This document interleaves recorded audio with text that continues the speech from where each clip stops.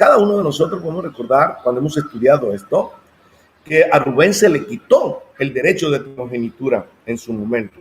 Jacob se la quitó y se la entregó a Yosef, ¿se acuerdan? Pero ahora los descendientes de Rubén, en este caso Datán, ellos quisieron reclamar ese derecho. Y aquí nos revela algo interesante, lo que hemos venido tocando, puntos como, tanto Coraj pertenecía a la casa de Leví, y él reclamaba el derecho de ser el Cohen Gadol. Y los Datán querían reclamar el derecho de jerarquía. Ahora vean qué interesante lo que Hashem hizo. Hashem hizo algo importante. Hashem sacó de la casa de Leví, de la misma casa de Leví, sacó a un Moshe y sacó a Aarón. No sacó a dos diferentes, sino de la misma casa. Él saca a Moshe y saca a Aarón, unificando el poder jerárquico y el poder religioso. Eso es parte importante de manejarlo, tenerlo, de que de la misma manera tenía que empaparse en una sola persona ese doble poder. Y es lo que representa nuestro Yeshua, nuestro Mashiach, el doble poder, el poder jerárquico como rey y el poder religioso, usando el término del servicio a Hashem, el Cohen Gadol. Espero verme dado a entender y que usted, mi hermano y hermana, puedan asumirlo. Si hay preguntas sobre el punto, pues pásele. Esa es la pregunta que ahí estará nuestro hermano Fran recepcionando. Y esto se da. Lo que podemos determinar en el momento de la vida de Moshe, que no es fácil concebir la idea. Por ejemplo, imagínense todo el esfuerzo que hizo Moshe, todo el esfuerzo que hizo Aarón para que nuestro pueblo de Israel saliera de Misraim. Cómo ellos vieron la mano de Hashem manifestada a favor de estos varones, de estos dos grandes hombres de nuestra historia, de nuestro pueblo.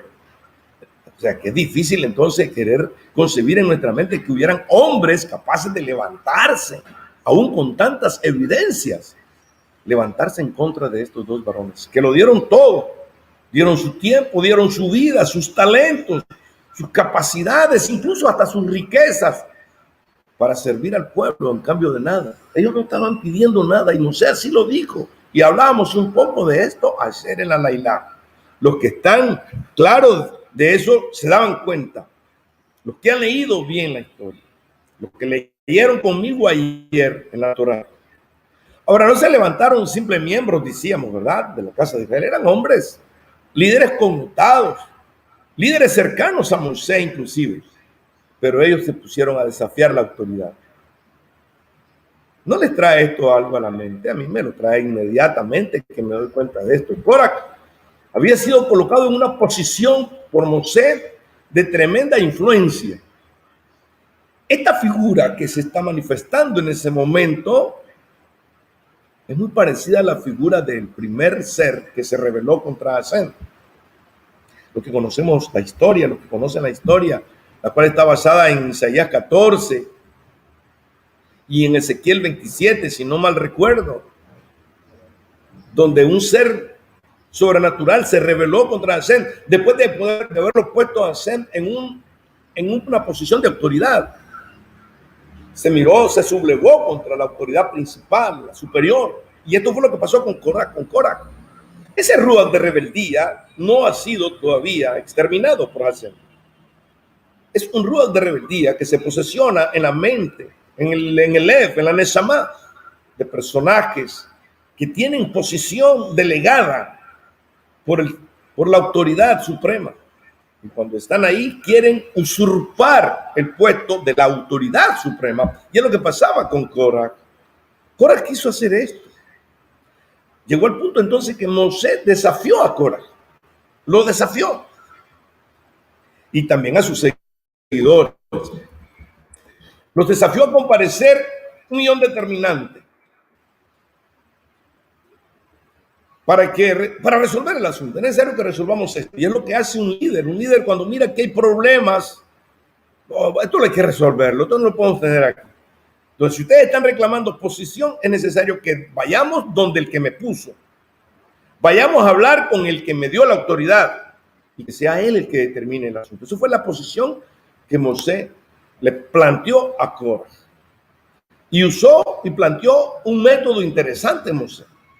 ¿Cuál fue el método que propuso? Propuso y dice, aquellos que sean rebeldes ante Hashem y fallecen de forma natural, demostraría que Moisés estaría equivocado. Pero si fallecen de la forma en que yo lo voy a decir, dijo Moisés, entonces ahí estaría demostrado que Hashem ha confirmado mi puesto, mi autoridad. Ahora mire qué fue lo que dijo. Aquellos que no estén en acorde con Hashem, que se los trague vivo la Eretz. Esa fue la posición. ¿Y sabe qué? Eran tan valorosos, estaban tan creídos los rebeldes, en este caso, Cora, todos los que estaban con él, estaban tan creídos de que habían sido seducidos por el ruach de rebeldía, por malas ideas, por la leshon hara, por la mala inclinación. Fueron poseídos a tal punto que fueron enceguecidos, voy a usar la palabra entorpecidos, que ni siquiera prestaron atención a la sentencia que Moisés estaba dando. Por eso que el Nevi Samuel, el profeta Samuel, compara la rebeldía como una transgresión de hechicería y de adivinación. Imagínense a qué nivel está comparada la rebeldía. Y es por eso que hay que tener mucho cuidado. ¿Por qué? Porque la rebelión es un síntoma contagioso, es un virus pandémico, ahora que tenemos de moda la pandemia. Y resulta que ahora, en vez de proteger a Moisés, el pueblo o la gente, muchos se levantaron en contra de Moisés. Otros, acusándolos de abuso de poder, de abuso de autoridad. Imagínense, ¿qué hombre en este planeta podría tener el poder de que la Eretz se abra y se traiga a otros? Solamente Hashem puede hacer eso. Ahora, lo llegaron a responsabilizar del fallecimiento de Cora y sus seguidores. Decía un rabino, hermano Dan Ben Abraham, dice este pensamiento muy importante, que estos rebeldes del pueblo ya estaban rayando la línea roja, se la estaban cruzando. Es una indignación cuando vemos gente rebelde que ni siquiera valoran el trabajo de un líder. Así que dentro de toda esta historia vemos que nuestro gran Yo Soy revela cuán indignamente fue para él, para nuestro creador, el desacato de la autoridad que él mismo había delegado. O sea, es que hay que tener mucho cuidado cuando nos querramos levantar contra una autoridad. ¿Cuál fue el resultado de todo eso? 14.700 personas fallecieron, fueron eliminados por causa de esa actitud de rebeldía.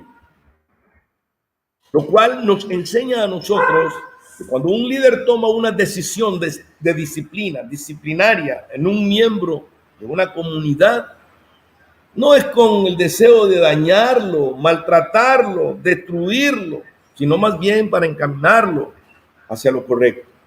Cuando un líder está bien cimentado en la Torá, en una buena conexión con Hashem,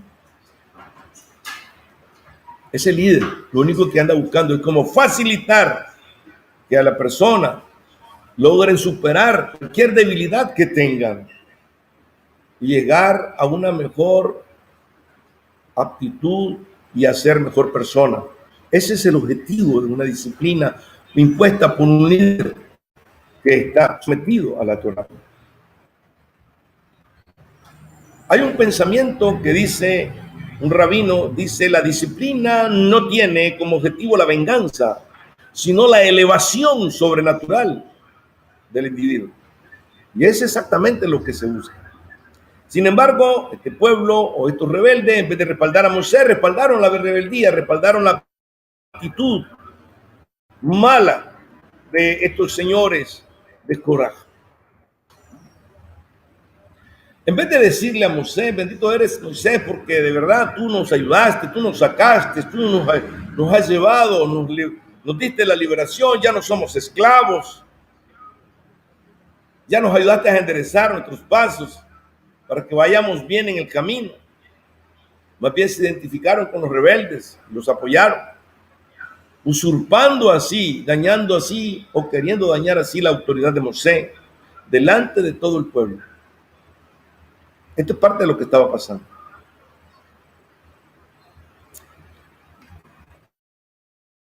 Cuando estaba la plaga, llegó esa plaga, lo decíamos ayer, hasta que se levantó Aarón bajo las instrucciones y las orientaciones de Moisés. Se levantó Aarón con el incensario, ¿verdad?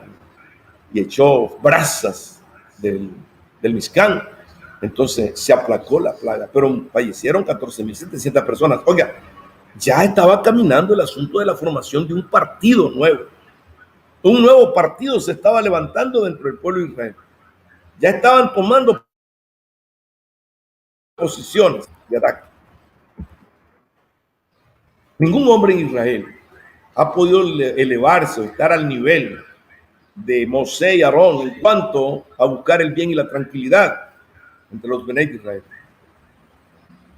Nunca se había levantado un hombre igual, ni se ha levantado nadie igual que Moisés y Aarón entre el pueblo de Israel, buscando el bien de nuestro pueblo. Sin embargo, aún así, se levantaron estos señores, Coraj y su séquito, se levantaron en contra del gran líder, Moisés. Y nosotros, amados hermanos, no aprendemos de esta historia, también nos exponemos a cometer los mismos errores y al igual sufrir las mismas consecuencias. Tengamos mucho cuidado en relación a manejar el liderazgo o tener buena relación con nuestros líderes. Vea qué importante situación. Estos señores cometen un error de rebeldía. Ante esa acción, todo el pueblo ve cómo la Eretz se abre y se los traga vivos. A ellos y a toda su familia y sus bienes. Quiere decir que Coraj tenía bastante bienes. Muchos piensan que Coraj o fue un genio para quitarle a los misraimín tesoros, o simplemente era un tacaño que nunca daba para la construcción, o no dio para la construcción del Mizcán, sino que se lo reservó porque era muy codicioso. El pueblo está viendo cómo se los tragan vivos. Y todavía Moisés tuvo que hacer otra cosa para demostrar que Hashem estaba de su lado. Cualquiera diría, en el momento que se los tragó, yo inmediatamente diría, ¿no? Hubiese dicho, no, un momento, espérate. Moisés es el chavalo aquí. Moisés es el indicado aquí, a ese es el que ha elegido el Creador. Y a Aarón, como el Cohen Gadol, a ese lo ha elegido Hashem, no otro. Sin embargo, después de eso, todavía se levantaron otros a criticar a Moisés, a señalarlos y a culparlos de la muerte de él. Y fue entonces cuando Moisés tomó la otra iniciativa y dijo, bueno, vamos a hacer algo. Traigan cada uno de ustedes su vara. Una vara la traen y la vamos a presentar pues frente al Mizcán, y ahí vamos a ponerlas. Y vamos a esperar que la elección sea de Hashem y todos ustedes vean este asunto. Quizás no, pero nos da una gran lección a nosotros. Y a lo mejor en un momento tengamos que buscar todos esos puntos interesantes. ¿Cuáles? Lo que sigue. Dice que a la mañana siguiente, nos dice el texto, que solo la vara de Aarón, que era la vara de Leví, yo casi quiero pensar que esa vara es la misma que usó Abraham, la vara que anduvo Jacob, y siempre pasó de generación en generación. Y ahora estaba en manos de Aarón, la vara, y la puso, le puso el nombre de Leví y la puso ahí. ¿Qué pasó? A la mañana siguiente nos cuenta la historia que habían cambiado de aspecto la vara de Aarón. ¿Cuáles fueron los aspectos? Nos narra la escritura que reverdeció. Quiere decir que le salieron hojas verdes. Luego dice que le aparecieron flores. Vaya, la hermosura de cualquier lugar son las flores, ¿no? Lo que adorna cualquier ambiente. Y luego almendros, alimento, comida, bárbaro. Así que tenemos tres aspectos que se ven en la vara de Aarón y el resto de las varas estaban prácticamente secas. Lo cual estaba prácticamente determinado entonces que Acén era o había elegido a Mosé. Mosé era el elegido de Acén. Aarón era el elegido de Acén. Nadie más. Y esto es lo que tenemos que aprender nosotros. A ver la poderosa mano del Creador moviéndose a favor de alguien que le sirve con toda honestidad. De esta historia también hemos aprendido, y quiero compartirlo con ustedes hoy, nadie nace aprendido y fallecemos sin saberlo todo. Y todos los que exponemos en las redes sociales fue porque aprendimos de otro antes. Yo vine a las raíces hebreas, al conocimiento de las raíces hebreas, conocimiento de la Torá, hace más o menos unos 12 años. Y tengo que aprender, y he aprendido de muchos, he aprendido y honro a Acén, bendigo su nombre por la vida de Dan Ben Abraham, de Jim Stanley, de Michael Root, del hermano Celorio, de quienes yo he aprendido, de la hermana Lillian Hunter, de la hermana Mariela Ross. Mariela Ross fue la hermana con la que yo tuve el primer contacto en la vía internet. Fue de gran bendición para mi vida. Me enseñó, me abrió el camino, me ayudó a introducirme en el camino. Así que hemos aprendido. Y yo escucho a mis hermanos porque yo aprendo de ellos y trato de transmitir lo que aprendo. Tengo la habilidad, podría decirlo, de que cada vez que yo escucho a alguien, trato de ir escribiendo lo que enseño. Y hay una enseñanza que yo escuché de nuestro hermano Dan Ben Abraham que me gustó muchísimo y la escribí. Y es una enseñanza que tiene que ver con las palabras del Masías Yeshua acerca que Yeshua dice: cuando no señales a tu hermano porque tiene una pajita en tu ojo, sino porque mires el tuyo, porque hay una enorme espiga en tu ojo. O sea, las palabras de Yeshua son interesantes. Cuando una persona mira una pajita o una falta en el prójimo, es porque él mismo tiene una enorme espiga en su propio ojo. El hermano nos daba una conferencia o dio una conferencia sobre este tema y hablaba de la famosa teoría de las células espejo, lo cual para mí fue motivador y muy desafiante. Lo que quiere decir es que lo que nosotros vemos, los defectos que vemos en otras personas, por lo general, es los defectos que están dentro de nosotros que no los vemos. Y es por eso que Yeshua dice: ten cuidado con la pajita en el ojo de tu hermano, porque tú tienes una viga enorme en el tuyo. Así que una de las teorías de la conducta humana más interesante es la teoría del espejo. Y ese es un estudio de psicología. En psicología se estudia esto, la célula espejo. Y quiero leer parte de este comentario de nuestro hermano Dan Ben Abraham, el cual pues, yo lo aprendí, lo escribí, y dice: ahora sabemos que nuestro cerebro tiene ciertas neuronas que son capaces de identificarse plenamente con el sentimiento del prójimo que tienes delante, incluso con el dolor y la tragedia. En otras palabras, nuestro cerebro, en virtud de esas neuronas especializadas, es capaz de identificar las emociones de otras personas. Eso es lo que explica por qué cuando vemos un accidente sentimos el pesar y la angustia de los implicados en el accidente, aunque no estemos envueltos en el accidente. Debido a la incidencia de estas neuronas espejos, somos influenciados por los demás y al mismo tiempo influenciamos a los demás. Con palabras, el estado de ánimo de tu prójimo te puede afectar. Y si ese estado de ánimo es negativo, como la angustia, la tristeza, como la rebeldía, podemos envolvernos en un ruach nosotros también, o en ese ruach. Igual ocurre en caso contrario. El estado de alegría, ánimo, sujeción a las autoridades nos envolvería también en ese mismo ruach. Por eso que los comandantes de guerra de Israel, en tiempos bíblicos, antes de salir al campo de batalla, gritaban a los soldados: el que tenga miedo y sea cobarde, que se vaya a su casa. Será una estrategia militar. No se puede tener grandes gente pusilámines, o sea, gente que ambigua, que esté vacilando en el temor frente a un ejército malvado, porque daña su moral, lo envuelve en un ruach de derrota sin haber comenzado la batalla. Una persona miedosa puede contagiar a otro, que tal vez no lo es, pero lo contagió.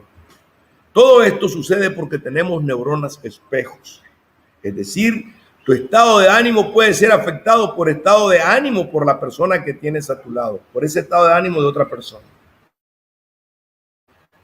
Eso nos enseña nuestro hermano. Hay personas que viven robándoles a otros la poca alegría que les queda, la poca tranquilidad que les queda.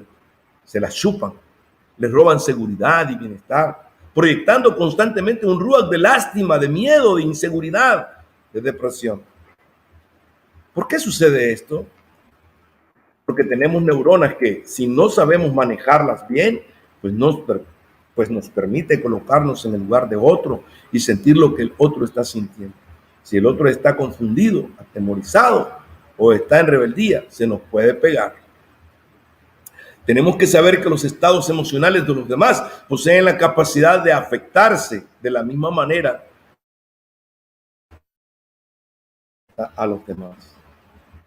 Este es parte del estudio sobre las células espejos que nuestro hermano Dan nos presentó en un momento dado.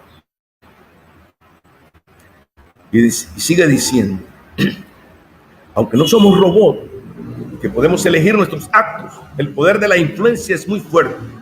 No todas las personas pueden sobrevivir a los estados emocionales de violencia, de fallecer, de depresión, de ideas suicidas, de rebeldía o de pornografía. Lo más probable es que las personas expuestas a esto, lo que ven, lo van a practicar. De la misma manera, el exterior actúa como una enorme red de células espejos en nuestro cerebro. Esto significa que existe la posibilidad de proyectar en él aspectos de nuestra propia personalidad. Es decir, eres capaz de ver en los demás asuntos que son realmente tuyos, más que de nuestro prójimo. Y este es el tema de la enseñanza. Este es el punto. Cuando mira algo que está haciendo tu prójimo que realmente no te gusta, si experimentas una sensación de molestia o de rechazo, lo más probable es que se trate de una señal que de alguna manera ese aspecto que te desagrada existe dentro de ti. Las neuronas espejos son capaces de producir en ti una proyección emocional que te hace pensar que el problema solo existe en la otra persona, cuando en realidad es una proyección de espiga que está en tu propio ojo. Hay momentos cuando ciertos tipos de pensamientos, tendencias o sentimientos que te resultan inaceptables para ti mismo, los lanzas a los demás y obviamente los ves en los demás cuando es otra cosa de la proyección de lo que se está moviendo dentro de tu propio ojo. Hay ciertas células nerviosas especializadas en ciertos mecanismos de autodefensas que actúan en concorcio con las neuronas espejos, y entonces al atravesar una situación de conflicto emocional o te sientes amenazado externa o internamente, proyectas hacia afuera una gran cantidad de sentimientos y cualidades que achacamos al prójimo cuando en realidad son sintomatologías.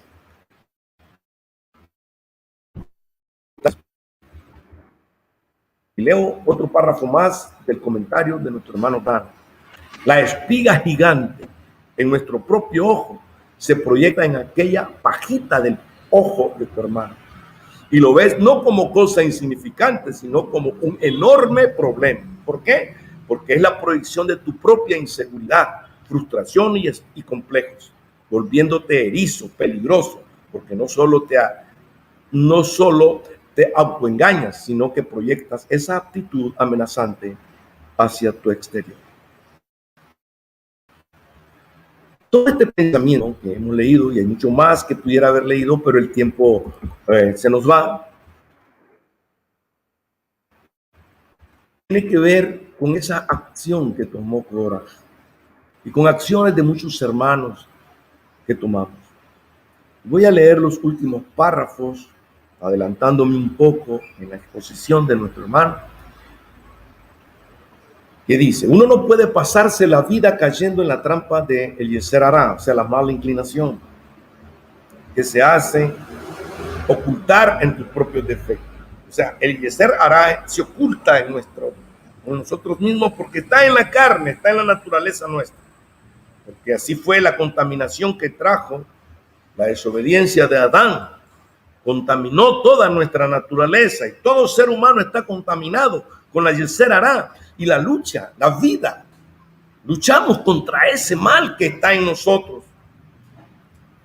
Por tanto, todos los que descendemos de Adán estamos con esa contaminación, y es por eso que, con todo respeto, no podemos aceptar que Yeshua sea un descendiente de Adán. Jamás podríamos aceptar tal cosa. Sigo leyendo. Todos tenemos defectos y debilidades, las cuales las manifestamos constantemente, sobre las cuales no queremos tomar responsabilidad. Y como un mecanismo de defensa, las proyectamos sobre los demás para que sean los demás los que se corrijan, cuando en realidad el problema mayor no está en la pajita del prójimo, sino en la espiga que yo tengo en mi propio ojo. Tanto observar revela más cosas sobre nosotros que de la persona. Bendito sea el nombre del Creador, y espero que cada uno de nosotros podamos retomar esto. Alguien decía: muchas veces sucede que lo que encontramos difícil en los demás es precisamente aquello que no hemos resuelto dentro de nosotros mismos. ¿Cuál era la arrogancia y la burla que traía Cora contra Mosé?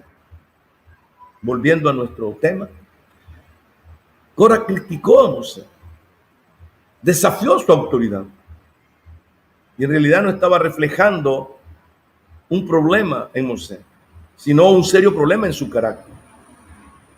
Y ese es el asunto que tenemos. La mayoría de nosotros, cuando nos enfrentamos a otro hermano, y yo quiero decirlo, que esto a mí me enseña mucho, y debemos todos cambiar. Incluso yo debo mejorar. Yo decía en otro tiempo, hay muchos hermanos que dicen que tengo una cara tan fea que hasta los muchachos que se le acercan a mi niña mejor se corren porque dicen que me tienen miedo. Y cuando soy una dulce paloma, una dulzura, soy un caramelo. Bueno, eso es un chiste, ¿verdad? Pero de verdad, mis amados hermanos, ¿cómo necesitamos cambiar?